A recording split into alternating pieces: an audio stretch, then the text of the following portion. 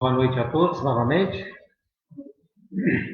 Vamos trabalhar os nossos corações para que a gente possa estar diante, desse nosso Mestre, Senhor Jesus Cristo, conversando com Ele a respeito da nossa vida. Porque no fim, sempre o que vale é esse encontro permanente com Ele, aonde eu possa estabelecer esse diálogo, de alma para alma. Todos nós estaremos em algum momento da nossa vida sob um impacto muito grande da nossa existência. São as chamadas provas, Testemunhos são momentos em que a gente precisa, de fato, entregar para a vida o que temos de melhor, toda a nossa força, toda a nossa coragem, todo o nosso preparo.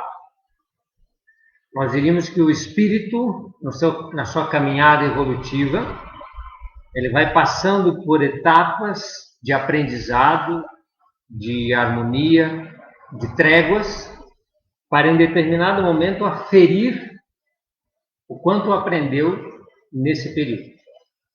São várias situações na própria natureza que podem nos demonstrar, estas questões. Tem algumas mensagens bonitas, que nos falam do próprio bambu, O bambu deixa de crescer um determinado período para fortalecer o nó, o nódulo, para que depois ele consiga avançar mais um gomo, E aí vai avançando rumo aos céus e muito dificilmente ele quebra, Ele enverga, mas não quebra, porque de tempos em tempos ele consolida o crescimento com aquele nódulo, aquele nó mais resistente. Assim nós na vida, nós vamos avançando em etapas. Etapas onde a gente vai ter períodos de tranquilidade e vai ter períodos de intensa dor, sofrimento, para entregar o resultado do nosso aprendizado. Emmanuel nos fala que o espírito recebe a sua têmpera como aço. O ferro fundido não tem a resistência do aço, mas eles têm os mesmos elementos constitutivos. Se nós analisar na química, na organização estrutural do elemento, eles basicamente são formados dos mesmos elementos, como nós.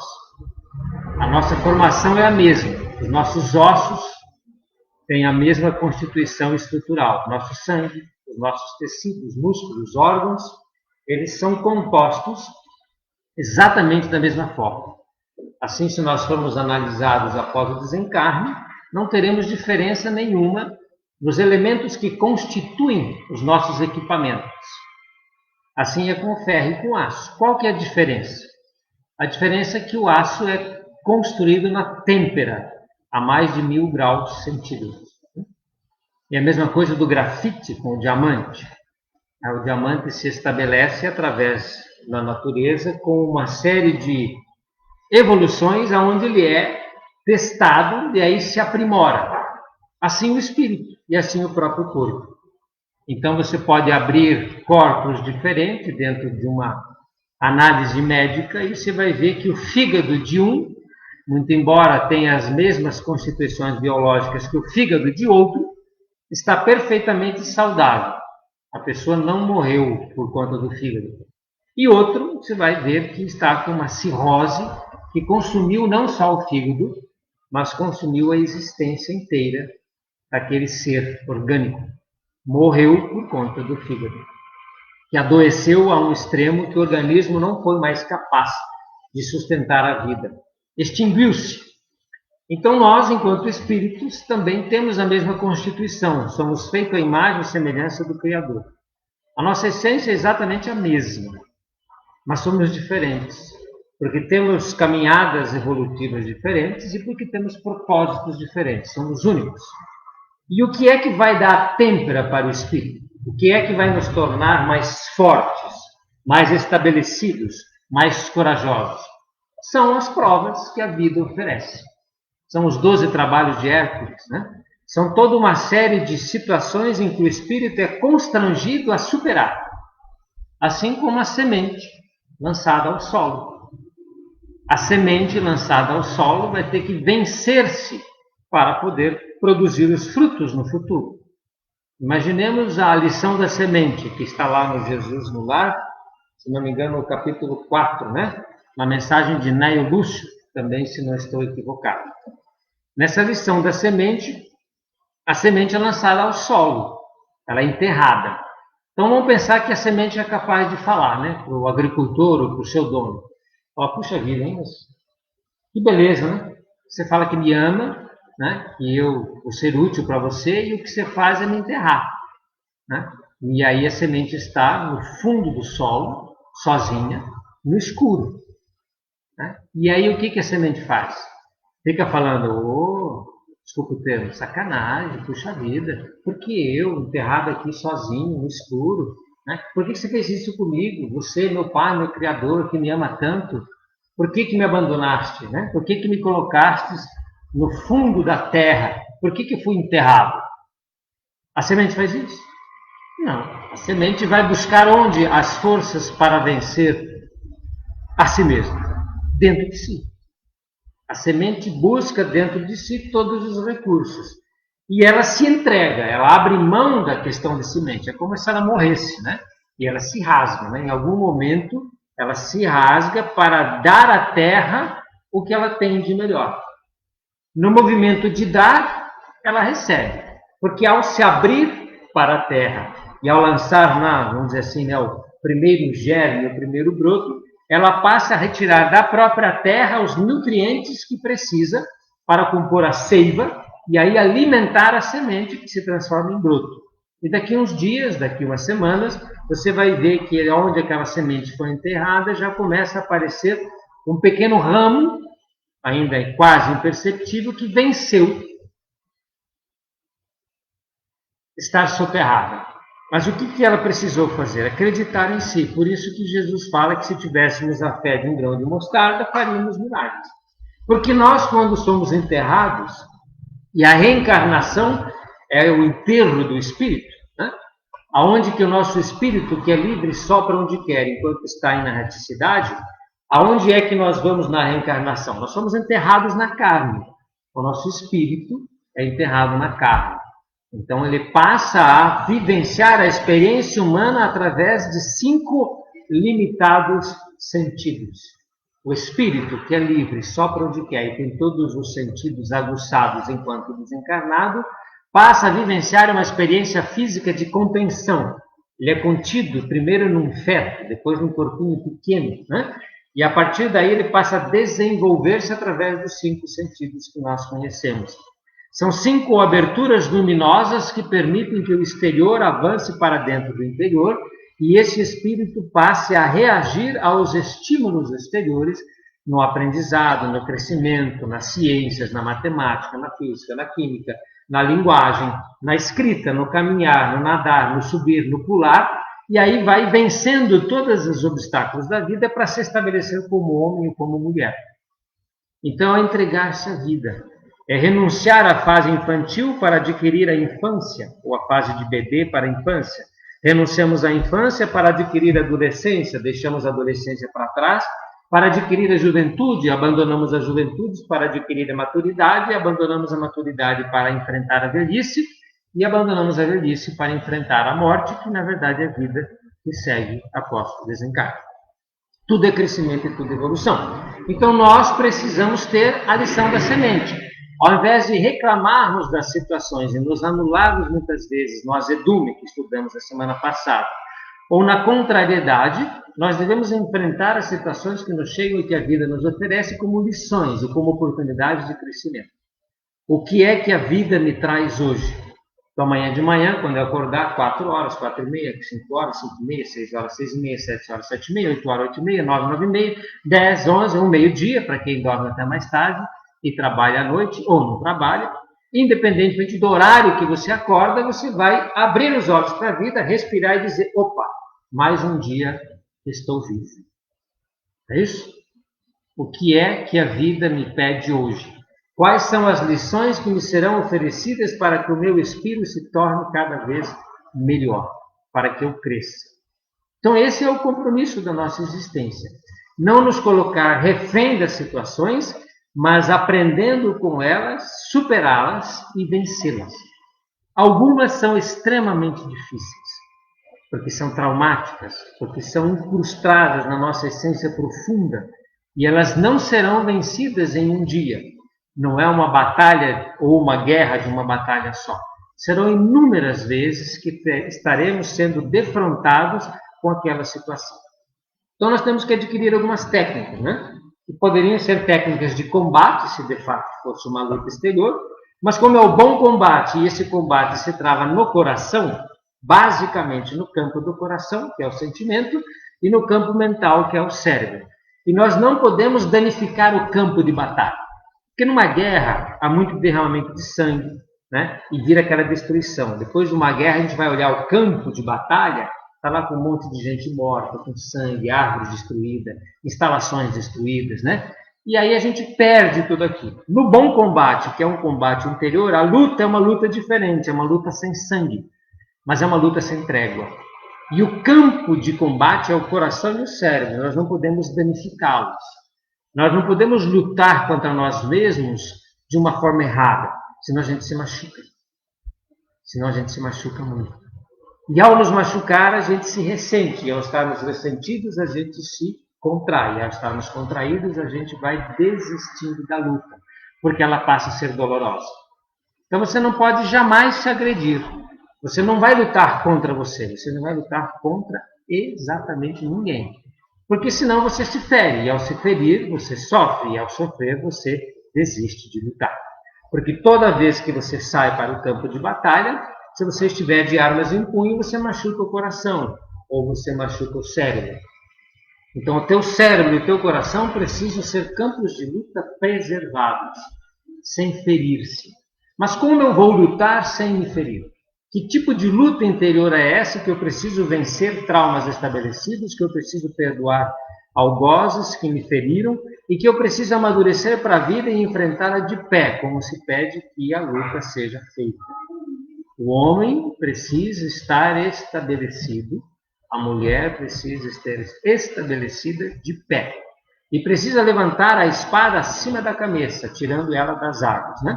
Então, quando a gente estuda os mitos, né, por exemplo, do rei Arthur, que nos auxilia muito a entender como essa luta é estabelecida, né, de que forma essa lenda foi atribuída e de que forma nós podemos ter isto como exemplo, né?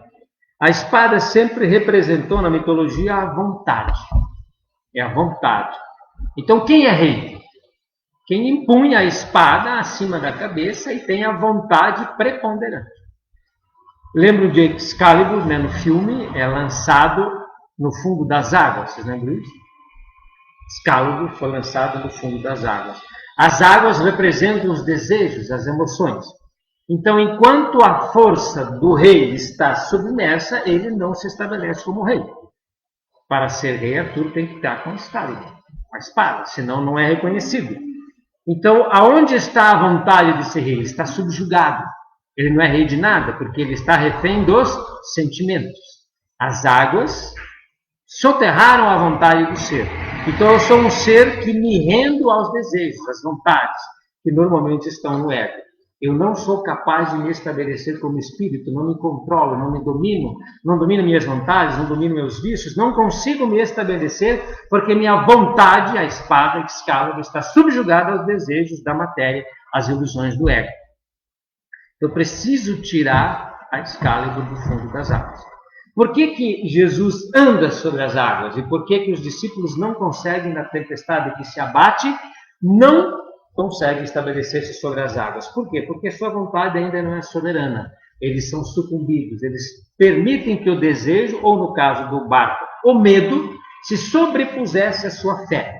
Quando o medo toma conta, a vontade do espírito é subjugada. Refém do medo, da insegurança, eu me anulo. Me anulando, eu afundo. Me afundando, eu sofro as consequências da peia, da queda, da perda vibratória.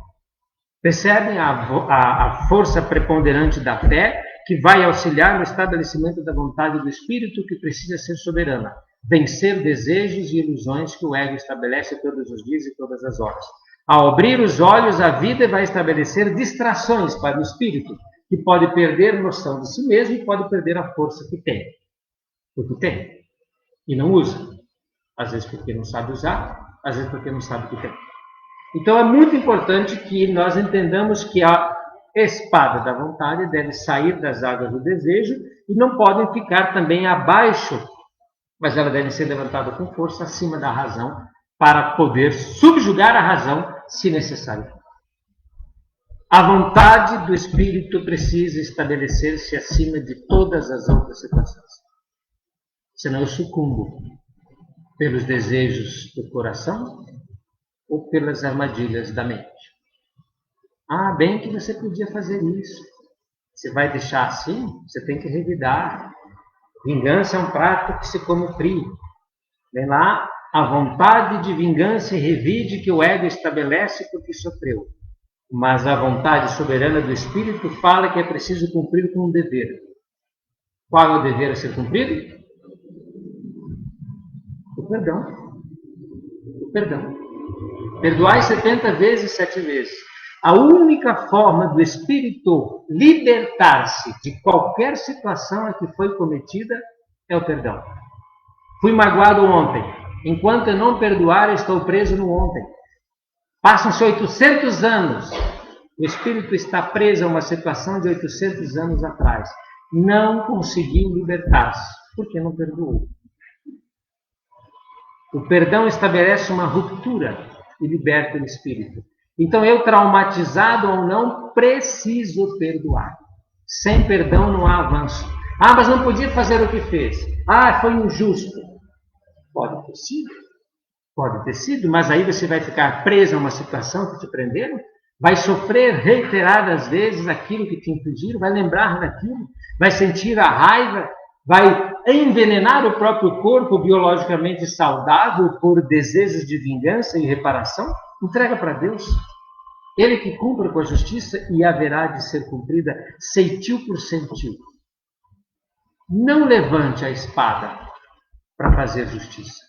Nunca. Levante a espada para estabelecer a verdade, para fazer luz. Nunca para descê-la como justiça. Não é o que íamos fazer com a prostituta em praça pública? Não tratamos rapidinho todos nós de juntar as pedras para apedrejar aquela que representa o que somos? Atire a primeira pedra quem nunca errou, quem não está em erro. Somos nós retratados na figura dela, que inúmeras vezes erramos e fizemos errar. Todos os homens que se muniram de pedras eram justamente aqueles que na obscuridade se deitavam justamente com aquela que iriam apedrejar. Foram que corromperam a sua alma. Porque ela não fazia o que fazia sozinha, mas justamente com senhores da sociedade hipócritas, que iam apedrejar a vergonha de si mesmos. Aonde estão aqueles que iam te apedrejar? Não sei, Senhor, saíram todos. Vai, não peques mais, eu também não te julgo. Por que julgar? Não julgueis para seres julgados. Não façamos justiça aos outros, mas levantemos a verdade em nós mesmos. E que essa verdade possa estabelecer em nós o cumprimento do dever, que é perdão das ofensas 70 vezes, 7 vezes. É misericórdia e amor. Justiça? Deixa para Deus. Já vão milhares e milhares de anos que a humanidade faz justiça com as próprias mãos. Desencarna a vítima, se torna obsessor. Desencarna o possessor e vai a vítima no círculo vicioso. Deixemos a justiça para Deus. Assumamos nós o perdão, o amor e a misericórdia. Então, a forma de enfrentar as dificuldades que temos é estabelecer a vontade no cumprimento de um dever, que tem que ser um dever cristão. Por que tem que ser um dever cristão? Porque é nosso código de conduta. Jesus veio estabelecer um manual de instrução, um código de conduta. O que ele estabeleceu para a humanidade é o caminho seguro para a felicidade. Não somos felizes porque não seguimos esse caminho. Raras as pessoas que conseguem perdoar. Raras as que desenvolveram no coração o amor incondicional. A todos e a tudo, inclusive aos inimigos. O outro é meu irmão. Bom, sempre foi e sempre será. Se foi tolhido em erro, sofrerá as consequências do próprio erro, num sofrimento profundo a ser vertido séculos afora. Tenhamos piedade de quem errou. Se somos vítimas, melhor sermos vítimas do que algozes. Que a nossa espada jamais desça para ferir ninguém. Quando Pedro cortou a orelha de Malcos na defesa de Jesus, Jesus falou: embainha a tua espada, Pedro. Embainha a tua espada. Então, em alguns momentos, a força da nossa vontade estará embainhada, porque ela não é necessária. Porque estamos estabelecidos numa zona de tranquilidade. Mas quando formos convocados para a luta, para o testemunho, nós desembainhamos a espada, levamos ela acima da cabeça, estabelecemos a verdade e cumprimos com o dever, que é sempre perdão onde estivermos, dos outros e de nós. É sempre amor onde estivermos, aos outros e para nós. Amar ao próximo como a si mesmo. Então, em suma, não interessa muito o que fizemos ontem. Se nossas consciências nos acusam pelo ontem delituoso, que nós possamos fazer como o mestre. Larguemos as pedras para não atirar em nós mesmos, nos culpando pelo que quer que seja, porque a culpa não é sentimento benéfico. Nos perdoemos, zeremos esta conta e olhemos o dia a partir de agora, porque o ontem já foi. Aos mortos, o cuidado de enterrar os mortos. Nós estamos vivos e a oportunidade da vida nos chega a cada segundo. Então, devo olhar para ela e avançar, deixando para trás o que para trás ficou. Ah, mas eu fiz isso ontem. Não tem problema. Avança. Eu preciso reparar, não preocupe. A hora que for para reparar, vai aparecer na tua frente. A vida se encarrega de te oferecer a oportunidade de reparação no momento certo. Talvez não agora. Teu coração não permite. Você está machucado. Dê tempo ao tempo. Avance. Caminhe para frente. Dia após dia. Jesus nos fala na mensagem do Boa Nova para André, se não me engano, quando ele chega a Jesus falando da fidelidade a Deus. Jesus fala aos discípulos que é preciso sermos fiéis a Deus. Ser fiel a Deus é ser fiel a si mesmo, porque Deus está onde? Onde Deus está? Em todo lugar, inclusive dentro de nós, a imagem e semelhança. Portanto, pode ser bem interessante quando formos orar, olhar para cima, mas Deus não está lá. Pode olhar para baixo, Deus está em todo lugar. Mas o melhor é olhar para dentro. Ao orarmos, olhamos para dentro, porque aqui é que Deus nos escuta e aqui que Ele nos responde. E para falar com Deus, na verdade, nós precisaríamos mais é fazer silêncio. Quando a gente pede demais, enquanto falamos, não ouvimos. E Deus não precisa muito para ouvir. Então, para que escutemos a voz silenciosa da nossa divindade no interior, é preciso silêncio. Então, quando vamos orar, podemos até nos ajoelhar em respeito. Mas olhemos para dentro, façamos silêncio e esperemos as respostas divinas que nos cheguem. Então, se Deus está dentro de nós, deixamos que Ele age e vamos avançando, passo a passo, rumo ao futuro que nos aguarda.